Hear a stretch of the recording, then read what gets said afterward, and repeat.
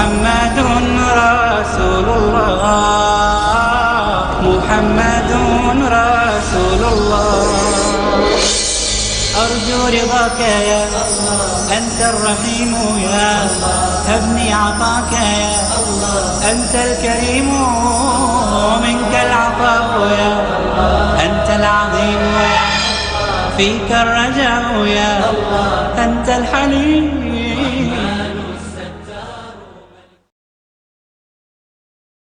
السلام علیکم ورحمۃ اللہ وبرکاتہ. الحمد للہ رب العالمین والصلاة والسلام علی رسولہ الکریم وعلی آلہ وصحبہ اجمعین ومن تبعہ بإحسان الی یوم الدین. اما بعد. محترم بھائیوں اور بہنوں، آج سے حدیث کی ایک بہت ہی مشہور و معروف کتاب ریاض الصالحین کا ترتیب کے ساتھ مطالعہ اور اس کا خلاصہ انشاءاللہ تعالی پیش کیا جا رہا ہے. حدیث، اس کی اہمیت کے بارے میں اتنا ہی کافی ہے کہ یہ رسول اکرم صلی اللہ علیہ وسلم کے ارشادات، آپ کے فرامین اور آپ کی سنت اور سیرت کا مجموعہ ہے. رسول اکرم صلی اللہ علیہ وسلم کو اللہ تعالیٰ نے آخری نبی بنا کر بھیجا، اور ہم سب کی ذمہ داری ہے کہ ہم آپ کی اتباع کریں. اتباع پیروی کرنے کو کہتے ہیں، کسی کو فالو کرنا. قرآن کریم میں اس سلسلے میں اللہ تعالیٰ کا حکم، آپ اس پر غور فرمائیے. قل ان کنتم تحبون اللہ فاتبعونی یحببکم اللہ ویغفر لکم ذنوبکم واللہ غفور الرحیم. کہ اگر تمہیں اللہ تعالیٰ سے بھی محبت کی بات ہے، دعویٰ ہے، تو تم رسول اکرم صلی اللہ علیہ وسلم کی پیروی کرو. یعنی اللہ تعالیٰ سے محبت کا عملی ثبوت رسول اکرم صلی اللہ علیہ وسلم کی اتباع اور فرمانبرداری کے ساتھ دینے کی بات کہی جا رہی ہے. اگر ہم نبی کریم صلی اللہ علیہ وسلم کی اتباع کریں گے تو پھر اللہ تعالیٰ بھی راضی ہوگا. نہ صرف راضی ہوگا بلکہ ہمارے گناہوں کو بھی معاف فرما دے گا. تو رسول اکرم صلی اللہ علیہ وسلم کی اطاعت اور اتباع یہ ہم سب کے لیے ضروری ہے. جیسے کہ سورہ نساء کی آیت 80 میں کہا گیا وَمَن يُطِعِ الرَّسُولَ فَقَدْ أَطَاعَ اللَّهَ، کہ اگر کسی نے رسول اللہ صلی اللہ علیہ وسلم کی اطاعت کی تو گویا کہ اس نے اللہ تعالیٰ کی اطاعت کی. یعنی رسول کی اطاعت گویا اللہ کی اطاعت ہے. اس لیے کہ سورہ نجم آیات 2، 3، 4 میں جو بات بتائی گئی وَمَا يَنطِقُ عَنِ الْهَوَىٰ إِنْ هُوَ إِلَّا وَحْيٌ يُوحَىٰ. اس لیے کہ رسول اللہ صلی اللہ علیہ وسلم دین کے مسئلے میں اپنی طرف سے کوئی بات نہیں کہا کرتے جب تک کہ اللہ تعالیٰ کی طرف سے وحی نہ نازل ہو جائے. تو گویا کہ رسول کا کام پیغام پہنچانا. رسول، پیغمبر، بات پہنچانے والا، اور بات آتی کہاں سے ہے؟ اللہ تعالیٰ کی طرف سے. تو رسول کی بات کو قبول کرنا اللہ کی بات کو قبول کرنے کے برابر ہوا، اور رسول کی بات کا انکار خود اللہ تعالیٰ کی بات کے انکار کے برابر ہوا. اس لیے اللہ تعالیٰ نے جس طرح سے قرآن مجید کو محفوظ فرمایا، رسول اکرم صلی اللہ علیہ وسلم کی سنت اور آپ کی سیرت طیبہ کو بھی محفوظ فرما دیا، تاکہ ہر دور میں لوگ آسانی کے ساتھ آپ کے فرامین پر عمل کر سکیں. اس لیے کہ نبی کریم صلی اللہ علیہ وسلم نمونہ ہیں، اسوہ ہیں. کل بھی تھے، آج بھی ہیں، اور آئندہ کل بھی رہیں گے. قیامت تک آپ اسوہ رہیں گے. سورہ احزاب آیت 21 جس میں بتایا گیا لَقَدْ كَانَ لَكُمْ فِي رَسُولِ اللَّهِ أُسْوَةٌ حَسَنَةٌ لِمَنْ كَانَ يَرْجُو اللَّهَ وَالْيَوْمَ الْآخِرَ وَذَكَرَ اللَّهَ كَثِيرًا. کہ یعنی تمہارے لیے رسول اللہ صلی اللہ علیہ وسلم نمونہ ہیں، اگزامپل ہیں، ماڈل ہیں، اسوہ ہیں. لہٰذا اگر میں وضو کرنا چاہوں تو نبی کو اسوہ بنانا ہوگا. نماز نبی کے طریقے کے مطابق قابل قبول ہوگی. حج کرنا ہو تب بھی یہی طریقہ میرا ہوگا، ورنہ میری نماز، میرا وضو، میرا حج، ساری عبادات باطل چلی جائے گی اگر وہ رسول اکرم صلی اللہ علیہ وسلم کے طریقے سے ٹکرانے والی ہو یا اس کے مطابق نہ ہو. اتنا ہی نہیں بلکہ اگر رسول اکرم صلی اللہ علیہ وسلم کے طریقے کو چھوڑ دیا جائے، آپ کو نمونہ یا اسوہ نہ بنایا جائے، تو سورہ نور آیت 63 میں کہا گیا کہ تم فتنے سے ڈرو. ایسے لوگوں پر فتنہ یا عذاب علیم میں یہ مبتلا کر دیے جائیں گے. فَلْيَحْذَرِ الَّذِينَ يُخَالِفُونَ عَنْ أَمْرِهِ أَن تُصِيبَهُمْ فِتْنَةٌ أَوْ يُصِيبَهُمْ عَذَابٌ أَلِيمٌ کہ جو رسول اللہ صلی اللہ علیہ وسلم کی مخالفت کرتے ہیں انہیں ڈرنا چاہیے، بچنا چاہیے، کہیں فتنے میں جکڑ نہ دیے جائیں، عذاب علیم میں نہ مبتلا کر دیے جائیں۔ اس لیے رسول اکرم صلی اللہ علیہ وسلم کی سنت، آپ کی سیرت طیبہ احادیث کی شکل میں محفوظ کر دی گئی۔ محدثین کرام رحمت اللہ علیہ مجمعین، انہوں نے بڑی جان فشانی کے ساتھ نبی کریم صلی اللہ علیہ وسلم کے شب و روز کا سارا ریکارڈ محفوظ کر دیا۔ آپ دیکھیں گے کہ صلاۃ النبی صلی اللہ علیہ وسلم، اس کے بارے میں کہا صفت صلاۃ النبی صلی اللہ علیہ وسلم، یعنی نبی صلی اللہ علیہ وسلم کی نماز۔ اب اس کتابچے میں ساری کی ساری وہ احادیث ہیں جس کا نماز کے ساتھ تعلق ہے، حج، زکوٰۃ وغیرہ کے مسائل اس میں نہیں بیان کیے گئے، اس لیے کہ ان کا ٹاپک صرف نماز ہے۔ اسی طرح کچھ لوگوں نے صفت حج نبی صلی اللہ علیہ وسلم لکھا کہ نبی کریم صلی اللہ علیہ وسلم نے حج کیسے فرمایا، اس میں نماز یا دیگر مسائل پر بات نہیں کی گئی۔ یعنی یہ عنوانات کے تحت حدیث کے مجموعے تیار ہوئے اصل کتابوں سے لے کر، اور کچھ ایسے ہیں جس کے اندر مختلف ابواب اور مختلف چیپٹرز ہیں، اور ان چیپٹرز کو حدیث کی جو بڑی کتابیں ہیں ان کے ذریعے سے نقل کیا گیا، جیسے مشکات ہے، بلوغ المرام ہے، ریاض الصالحین ہے، وغیرہ وغیرہ۔ یہ حدیث کی وہ کتابیں ہیں جو سلیکٹڈ احادیث کو اس میں جمع کر دیا گیا تاکہ آسانی کے ساتھ لوگ بڑی کتابوں کے بجائے ان مختصر مجموعوں سے فائدہ اٹھا سکیں۔ ان مختلف چیزوں میں سے ایک جو بہت ہی اہمیت کا حامل ہے وہ ہے ریاض الصالحین، جس کا ہم ترتیب کے ساتھ مطالعہ اور اس کا خلاصہ آپ کے سامنے انشاءاللہ تعالی پیش کریں گے۔ پہلے یہ سمجھ لیجئے کہ ریاض الصالحین اور اس کے جمع کرنے والے وہ کون تھے۔ یہ اصل میں انتخاب، سلیکشن ہے ایک بہت بڑے محدث، بہت بڑے عالم دین، امام ابو زکریا محی الدین یحییٰ بن شرف النووی رحمت اللہ علیہ اجمعین۔ ان کو عام طور پر امام نووی کے نام سے پہچانا جاتا ہے۔ یہ دمشق سے متصل مضافات دمشق کا ایک علاقہ تھا، وہاں کے رہنے والے تھے۔ ان کی زندگی کے تقریباً اکثر ایام طالب علمی اور اس کے بعد میں انہوں نے تدریس کا جو کام کیا، دینی جو کام کیا، وہ سارے کا سارا اس کا بڑا حصہ دمشق کے ہی اندر بسر ہوا، یعنی گویا کہ 27 سال تقریباً وہ وہاں پر رہے۔ امام نووی رحمت اللہ علیہ، ان کی پیدائش ہوئی 631 ہجری میں اور ان کی وفات ہوئی 676 ہجری میں، یعنی صرف 45 سال عمر ان کو ملی، مگر اس 45 سال میں یہ مرجع خلائق بن گئے تھے۔ لوگ دور دور سے ان کے علم کی شہرت سن کر آیا کرتے تھے۔ 3 ایسی خاص باتیں بعض علماء نے ان میں نقل کی ہیں اور کہا ہے کہ ان میں سے اگر ایک صفت بھی کسی عالم یا محدث کے اندر جمع ہو جائے تو لوگ وہاں پر پہنچیں گے۔ چہ جائے کہ تینوں باتیں ان میں جمع تھیں۔ ایک علم کی گہرائی تھی، بہت زیادہ علم تھا، قرآن مجید کے ماہر، احادیث کے ماہر، بڑا علم تھا، اور دوسرے زہد، تقوی اور پرہیزگاری کی زندگی بسر کیا کرتے تھے۔ یعنی عملی طور پر ایک عالم دین کو جس طرح ہونا چاہیے اس کا پورا پورا نمونہ آپ ان میں دیکھ سکتے ہیں۔ بڑے متقی، بڑے پرہیزگار آدمی تھے، اللہ والے، ولی اللہ صفت جس کو ہم کہہ سکتے ہیں۔ اور اس کے بعد جو تیسری چیز تھی ان کی، وہ ہے امر بالمعروف اور نہی عن المنکر، یعنی ایک داعی اور ایک مبلغ، وہ کہیں بھی اگر کوئی ضرورت پڑتی دین کی بات پیش کر دیا کرتے، کہیں کوئی خرابی کو دیکھتے، منکر کو دیکھتے، اس سے منع کرتے۔ منکر کے ساتھ، غلط چیزوں کے ساتھ کبھی انہوں نے سمجھوتا نہیں کیا، کبھی کمپرومائز نہیں کیا۔ ان کی مکمل کوشش ہوتی کہ دین صحیح طور پر لوگ سمجھیں اور اس کے مطابق زندگی بسر کریں۔ اس کے لیے انہوں نے بڑی گراں قدر خدمات انجام دیں۔ تبلیغ کے فریضے کے ساتھ ساتھ مختلف اہم کتابیں انہوں نے تصنیف فرمائی امام نووی رحمت اللہ علیہ، جیسے صحیح مسلم کی سب سے مشہور جو شرح ہے وہ شرح امام نووی ہے رحمت اللہ علیہ۔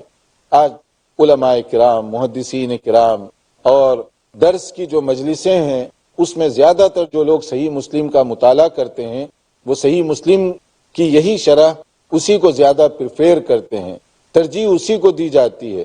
اسی طرح سے ان کی ایک مشہور کتاب ہے تہذیب الاسماء واللغات، یہ بھی بہت ہی اپنے عنوان کے لحاظ سے بڑی اہم کتاب ہے۔ کتاب الاذکار، یہ بھی بڑی اہم کتاب ہے۔ پھر ریاض الصالحین، جس کا ہم یہاں پر انشاءاللہ تعالی تفصیل سے مطالعہ کریں گے۔ ریاض الصالحین حدیث کا وہ ذخیرہ اور وہ مجموعہ اور سلیکشن ہے جس کو اللہ تعالیٰ نے ہر دور اور ہر زمانے میں مقبولیت عطا فرمائی ہے۔ دراصل اس میں تقریباً 1800 احادیث کو انہوں نے اپنے مطالعے کے نچوڑ کے طور پر جو مختلف کتب حدیث میں وہ پڑھتے رہے ان کو انہوں نے ایک جگہ جمع کیا، اور اس میں اعمال کی بھی بات ہے، عقائد اور ایمانیات کا مسئلہ بھی ہے، اخلاقیات کا ذکر بھی ہے، اور تزکیہ نفس کی باتیں بھی اس کے اندر بتائی گئی ہیں۔ احادیث کے مجمع میں تزکیہ نفس کو سمجھنے اور اپنے نفس کا تزکیہ کرنے کے لیے پیوریفیکیشن، یہ جو ذخیرہ ہے بہت اہمیت رکھتا ہے، بہت ہی وزنی یہ ذخیرہ ہے۔ اس لیے ہم تو کہیں گے کہ حدیث کی یہ جو مشہور و معروف کتاب ہے گھر گھر میں یہ ہونا چاہیے، تاکہ لوگ اس کو پڑھیں، سمجھیں اور اس کے مطابق اپنی زندگی بسر کرنے کی وہ کوشش کریں، اس لیے کہ یہ حدیث کی بہت ہی اہم کتاب ہے۔ اور اس کے اندر ہر زمانے میں آپ دیکھیں گے لوگوں نے اس میں دلچسپی کا مظاہرہ کیا، اور ریاض الصالحین کی لوگوں سے دلچسپی کا ہی یہ نتیجہ ہے کہ اس کی مختلف شرحیں لکھی گئیں۔ اس کی ایکسپلینیشن عربی میں بھی ہے، اردو میں بھی ہے، فارسی میں بھی ہے، مختلف زبانوں میں اس کی تشریحات لکھی گئیں۔ امام نووی رحمۃ اللہ علیہ نے ریاض الصالحین میں جس ترتیب کے ساتھ احادیث کو جمع کیا ہے، ہم بھی کوشش کریں گے کہ انشاءاللہ تعالی وہ جو ذخیرہ ہے ان کا اسی حساب سے ہم بھی چلتے رہیں۔ تو ہماری گزارش ہے اپنے تمام بھائیوں اور بہنوں سے کہ وہ اس اہم ترین پروگرام کو بڑی توجہ کے ساتھ سنیں، نوٹ کریں، اور اگر آپ کے گھر میں بھی ریاض الصالحین ہو تو اس کو بھی سامنے رکھیں تاکہ مطالعہ کرنے اور سمجھنے میں آسانی ہوگی۔ انشاءاللہ تعالی ایک مختصر بریک کے بعد حاضر ہوتے ہیں آپ کی خدمت میں۔ ومنك العفو يا ناظرین، وقفے سے پہلے ہم بتا رہے تھے کہ حدیث کی کیا اہمیت ہے، اور کتب احادیث میں جو مختلف مجموعے تیار کیے گئے اس میں ریاض الصالحین امام نووی رحمۃ اللہ علیہ کا مرتب کردہ بہت ہی اہمیت رکھتا ہے۔ اس کی ہر زمانے میں ضرورت رہی ہے، مقبولیت بھی رہی ہے۔ اس میں ایمان، اعمال، اخلاقیات اور تزکیہ نفس وغیرہ بہت ساری باتیں اس کا احاطہ کیا گیا ہے۔ سب سے پہلا باب حدیث کی اس کتاب کا ہے اخلاص کے بارے میں، اور نیت اور اس کا جو تصور ہے اس کے بارے میں یہ پہلا باب ہے، کیونکہ اخلاص کے بغیر ہمارا کوئی عمل اللہ تعالیٰ کے پاس قابل قبول نہیں۔ حسن نیت کے بغیر ہماری انٹینشن اگر درست نہیں ہے تو ہم چاہے کوئی بھی عمل کر لیں، اللہ تعالیٰ کے پاس وہ قابل قبول ہو ہی نہیں سکتا۔ قرآن کریم کی جو مختلف آیات ہیں ان میں سے سورہ بینہ لم یکن الذین کفروا، اس کی آیت نمبر 5 دیکھیے، اس میں کیا بات بتائی گئی۔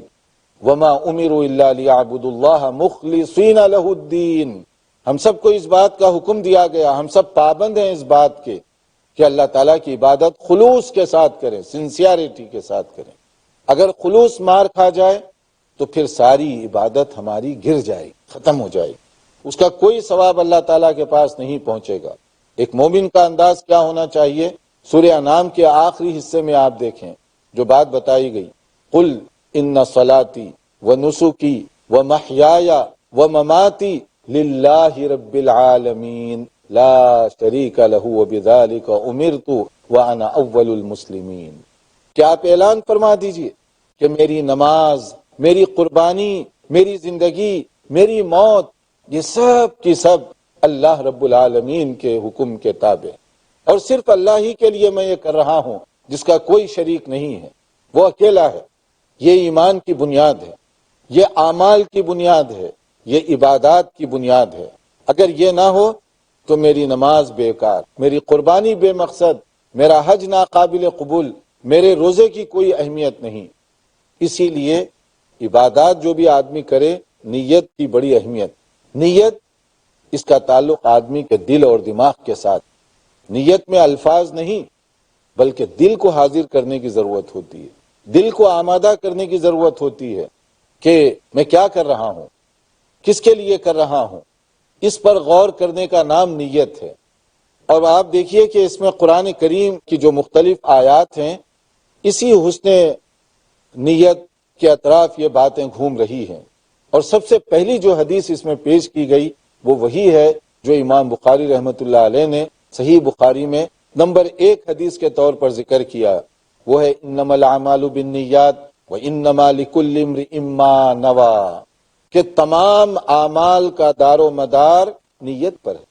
آپ کی نیت جیسی ہوگی ثواب اسی حساب سے ملے گا، اور جو کچھ آپ نے نیت کی وہی آپ کو ملے گا۔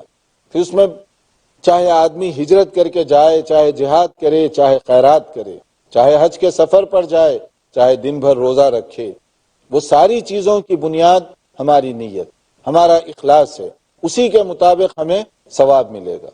اس لیے تمام بھائیوں اور بہنوں کو اچھی طرح سے یہ بات سمجھ لینا چاہیے کہ نیت جتنی صحیح ہوگی عمل اتنا ہی اللہ کے پاس مقبول ہوگا۔ نیت میں کھوٹ آ گئی تو سارا عمل برباد چلا جائے گا، چاہے آپ ایک نہیں ہر سال چلے جائیں حج کے لیے، بے فیض واپس لوٹیں گے۔ سال میں 2 مرتبہ آپ عمرہ کر کے آئیں، بے مقصد ہو جائے گا آپ کا عمرہ اگر ریاکاری آ گئی اس کے اندر، یا کوئی اور دنیاوی مقاصد آ گئے، اور اسی طرح سے دوسرے جو کام ہیں۔ اور اگر نیت ہو تو بعض اوقات اگر آدمی عمل نہ بھی کرے ثواب اس کو پورا ملتا رہے گا۔ جیسے صحیح مسلم کی ایک حدیث اس میں ذکر کی گئی کہ رسول اکرم صلی اللہ علیہ وسلم ایک موقع پر غزوے پر جا رہے تھے، یعنی جہاد کے لیے آپ تشریف لے گئے، صحابہ کرام آپ کے ساتھ تھے، اور آپ نے ایک موقع پر ایک بات فرمائی کہ ہمارے کچھ ساتھی جو مدینہ منورہ میں رہ گئے، مگر ہر قدم پر، ہر وادی اور ویلی جہاں سے ہم گزر رہے ہیں، اس کا ثواب بھی ان کو برابر مل رہا ہے، اگرچہ کہ وہ ہمارے ساتھ نہیں، اگرچہ کہ وہ پہاڑوں میں اور ادھر سے دوسرے راستوں سے گزر نہیں رہے ہیں، مگر ثواب برابر لوٹ رہے ہیں۔ صحابہ کرام میں سے کچھ انہیں تعجب ہوا، اے اللہ کے نبی صلی اللہ علیہ وسلم، وہ تو مدینہ منورہ میں ہیں، بھلا ان کو یہ سارا ثواب کیسے ملے گا اور کیوں ملے گا؟ تو نبی صلی اللہ علیہ وسلم نے فرمایا اصل میں ان کی نیت تھی، ان کا ارادہ تھا کہ ہمارے ساتھ نکلیں، ہمارے ساتھ شامل ہوں، مگر ایک مجبوری ایسی پیش آ گئی کہ وہ نہیں آ سکے۔ حبسہم المرض، آپ نے فرمایا کہ انہیں بیماری نے روک رکھا ہے، مرض لاحق ہو گیا، اب وہ چلنے پھرنے سے قاصر ہیں، اب ہمارے ساتھ سفر نہیں کر سکتے، اس لیے اس بیماری کی وجہ سے وہ رکے رہے، یعنی بیماری ایک عذر بن گئی ان کے لیے، اس لیے وہ نہیں آ سکے۔ مگر اللہ تعالیٰ کے خزانوں میں تو کوئی کمی نہیں ہے، لہٰذا ان کی نیت تھی کہ میں نکلوں، ان کو اس کا ثواب برابر ملتا رہے گا۔ ایک اور حدیث اس میں جو ذکر کی گئی، ان اللہ لا ينظر الى اجسامکم ولا الى صورکم ولکن ينظر الى قلوبکم واعمالکم، صحیح مسلم کی حدیث ہے کہ یاد رکھو اللہ تعالیٰ تمہارے جسم کو دیکھ کر، تمہارے رنگ کو دیکھ کر، یعنی تمہاری شکل و صورت کو دیکھ کر اجر و ثواب نہیں دیتا، بلکہ دیکھا یہ جاتا ہے کہ تمہارے دل کی کیا کیفیت ہے اور تمہارے اعمال کیسے ہیں۔ اگر دل کی کیفیت درست ہوئی تو میری قربانی، میرا حج، میرا عمرہ، میری نماز، میرا روزہ، یہ سب قابل قدر اور باعث عزت۔ اور اگر دل کی کیفیت خراب ہو جائے تو دیکھنے والے کتنا ہی تعریفی کلمات کہیں، کتنے ہی اچھے جملے کہیں، مگر اللہ تعالیٰ کے پاس وہ چیز قابل قبول نہیں ہو سکتی، اس لیے کہ دل میں فطور آ گیا۔ اسی لیے ایک اور حدیث میں صحابہ کرام نے دریافت کیا کہ ایک شخص جو قتال کرتا ہے، میدان جہاد میں لڑتا ہے، مگر وہ لڑ کیوں رہا ہے؟ شجاعت، بہادری کے جوہر دکھانے کے لیے۔ اور ایک دوسرا شخص لڑتا ہے حمیت اور غیرت کے لیے، قومی حمیت ہوتی ہے، علاقے کی غیرت ہوتی ہے، یا اور کسی اعتبار سے وہ جوش میں آ جاتا ہے تو وہ بھی مقابلہ کرنے کے لیے اترتا ہے۔ اور ایک آدمی ایسا بھی ہے جو دکھانے کے لیے لڑتا ہے تاکہ لوگ مجھے بہادر سمجھیں، تاکہ میری پہلوانی کی باتیں لوگ کریں۔ تو پوچھا گیا، اے اللہ کے نبی صلی اللہ علیہ وسلم، ان تینوں میں سے ایک جو شجاعت اور بہادری کے لیے لڑ رہا ہے، اور دوسرا جو حمیت اور غیرت کے لیے لڑ رہا ہے، اور تیسرا جو ریاکاری اور دکھاوے کے لیے لڑ رہا ہے، ان میں سے کون فی سبیل اللہ، کس کو ثواب ملے گا؟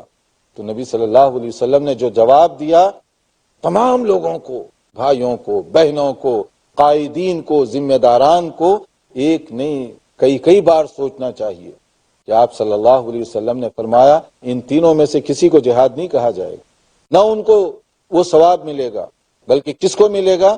من قاتل لتکون کلمۃ اللہ ہی العلیا فہو فی سبیل اللہ، صحیح بخاری اور صحیح مسلم کی حدیث ہے۔ جو اس لیے میدان میں اترتا ہے، اس لیے جہاد کے میدان میں قتال کرتا ہے تاکہ اللہ تعالیٰ کا کلمہ بلند ہو سکے، اللہ کے دین کی سربلندی اس کا مقصد ہے، وہی فی سبیل اللہ سمجھا جائے گا۔ گویا آپ نے جواب دے دیا، وہ آدمی جو شجاعت دکھانے کے لیے، بہادری کے لیے، یا قومی غیرت اور حمیت کے لیے لڑتا ہے، یا وہ آدمی جو ریاکاری کے لیے لڑتا ہے، اس کا قطعاً اس کو کوئی ثواب نہیں ملے گا، بلکہ فی سبیل اللہ جو ہوگا وہ وہی ہوگا جو اللہ تعالیٰ کے دین کی سربلندی کے لیے میدان میں اترے۔ اور پھر اس کے بعد میں حسنات کے بارے میں کہا گیا، ایک آدمی صرف ارادہ کرتا ہے کہ یا اللہ مجھے توفیق ملے گی تو میں یہ نیک عمل کروں گا، ارادہ ہے، کوشش ہے، مگر کام کا موقع نہیں مل سکا، ثواب نہیں روکا جائے گا، نیت کا ثواب اس کو پورا دیا جائے گا۔ اور اس کے مقابلے میں دوسرا آدمی ہے، برائی کا ارادہ کرتا ہے، موقع نہیں ملا، نہیں کیا، اس کو گناہ نہیں دیا جائے گا۔ اللہ غفور الرحیم ہے۔ ایک آدمی نیکی کا ارادہ کرے تو اس کو ثواب مل رہا ہے، ایک صرف برائی کا ارادہ کرتا ہے اور برائی نہیں کرتا تو اللہ تعالیٰ غفور الرحیم ہے۔ اتنا ہی نہیں بلکہ اس میں کہا گیا کہ اگر کوئی آدمی ایک نیکی کا ارادہ کرے تو ایک نہیں بلکہ کم سے کم 10 گنا زیادہ کاؤنٹ کی جائے گی، جیسے سورہ انعام ہی کے آخری حصے میں کہا گیا، من جاء بالحسنۃ فلہ عشر امثالھا ومن جاء بالسیئۃ فلا یجزى الا مثلھا وہم لا یظلمون۔ جو ایک کوئی نیکی کرے گا کم سے کم 10 گنا زیادہ بڑھا کر اللہ تعالیٰ اس کو ثواب دیں گے، اور اللہ کے خزانوں میں کمی نہیں ہے، اس سے بھی زیادہ وہ دیں گے۔ اگر نیت اچھی ہوگی، ایک پیسہ کوئی خیرات دے گا 70 کے برابر ثواب، اور نیت اچھی ہوگی 700 کے برابر ثواب، نیت اچھی ہوگی اور بھی زیادہ ثواب۔ اور اس کے مقابلے میں ایک آدمی اگر کوئی گناہ کا کام کرے گا تو اس کو ایک ہی کے برابر گناہ دیا جائے گا، زیادہ نہیں بڑھایا جائے گا۔ تو یہ ساری گفتگو کا خلاصہ یہ ہے کہ ہمارے تمام اعمال، اس کا دار و مدار ہماری نیت پر ہے، ہمارے اخلاص پر ہے۔ نیت کے بغیر، اخلاص کے بغیر ہمارا کوئی عمل اللہ تعالیٰ کے پاس قابل قبول نہیں ہو سکتا۔ اللہ تعالیٰ ہمیں عمل کرنے کی توفیق عطا فرمائے اور اپنی نیتوں کو ٹھیک کرنے کی اللہ تعالیٰ ہم سب کو ہمت اور صلاحیت عطا فرمائے۔ انشاءاللہ تعالیٰ آئندہ لیکچر میں ہم ریاض الصالحین کا اس کے بعد کے جو ابواب ہیں اس کا احاطہ کرنے کی کوشش کریں گے۔ والسلام علیکم ورحمۃ اللہ وبرکاتہ۔ هذا القرآن يوحدنا لطريق الخير يوجهنا الله تعالى أنزله ورسول الله معلمنا هذا القرآن يوحدنا لطريق الخير يوجهنا الله تعالى أنزله ورسول